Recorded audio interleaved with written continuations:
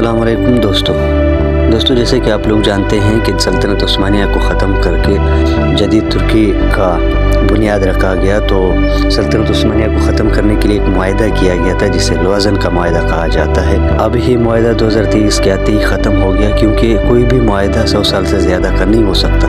اگر کسی ملک کو وہی معاہدہ دوبارہ جاری رکھنا ہو یا کسی طرح سے اس پر وہ دوبارہ معاہدہ لگانا ہو یا اس طرح کی پابندیاں لگانا ہو، تو 100 سال کے لیے کوئی دوسرا پھر سے معاہدہ کیا جاتا ہے۔ لیکن ترکی تو اب آزاد ہو گیا، اس پر کوئی دوسرا اس طرح کی معاہدہ نہیں لگا سکتے، تو ترکی اب 2023 کے آتے ہی اپنی دوبارہ سلطنت عثمانیہ کو بحال کرنے کا دعویٰ بھی کر سکتا ہے۔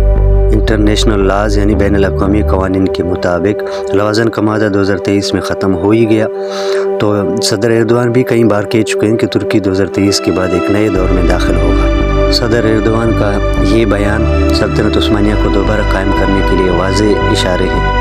اس معاہدے کے مطابق ترکی کو اپنا تیل نکالنے کی اجازت بھی سلب کی گئی تھی، لیکن اب صنعتی انقلاب کے بعد سے تیل دنیا کا سب سے اہم توانائی کا ذریعہ بن گیا ہے۔ اس کی مصنوعات جدید معاشرے کی بنیاد رکھتی ہیں۔ یہ بنیادی طور پر بجلی کی صنعت کو توانائی فراہم کرتے ہیں، گھروں کو گرمیاں دیتے ہیں اور گاڑی اور ہوائی جہازوں کے لیے ایندھن بھی فراہم کرتے ہیں۔ مشرق وسطیٰ کے کئی ممالک جیسے سعودی عرب اور ایران کے معیشت کا انحصار صرف تیل کی برآمد پر ہوتا ہے، لیکن بدقسمتی سے ترکی اپنا تیل خود نہیں نکال سکتا تھا۔ لوازن معاہدے میں اس کی ممانعت تھی۔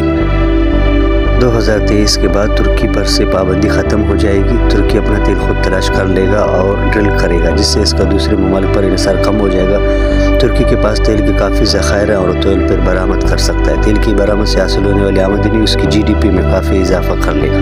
دوستو، معاہدہ لوازن میں ترکی سے آبنۂ باسفورس کی ملکیت بھی چھین لی گئی تھی، جو ایک اہم بندرگاہ ہے اور جس سے روزانہ ہزاروں جہازیں جس سے گزرتی ہیں، اور ترکی ان سے ٹیکس بھی نہیں لے سکتا تھا۔ لیکن 2023 کے آتے ہی اب ترکی آزاد ہو جائے گا اور وہ آبنۂ باسفورس سے گزرنے والے جہازوں سے اپنا ٹیکس بھی لے سکے گا۔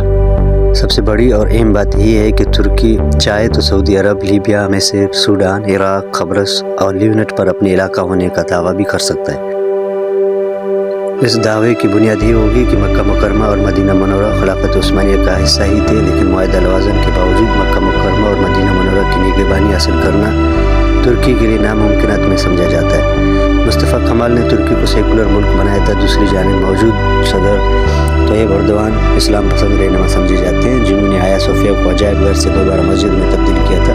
ایردوان نے اعلان کیا کہ ترکی 2023 میں اپنے ہدف تک پہنچنے پر پورے خطے کے مستقبل کی تشکیل کرے گا۔ معاہدہ لوازن کے خاتمے پر ترکی ایک عالمی طاقت کے طور پر ابھرے گا اور اسی طرح وہ مکہ مکرمہ اور مدینہ منورہ پر بھی حاکمیت کا دعویٰ کر لے گا، اور اسی طرح مکہ مکرمہ اور مدینہ منورہ ان کے نگرانی میں چلے جائیں گے، اور اسی طرح دوبارہ سلطنت عثمانیہ کی بحال کی کوششوں میں لگے ایردوان ایک بار پھر کامیاب تقریباً ہو جائیں گے۔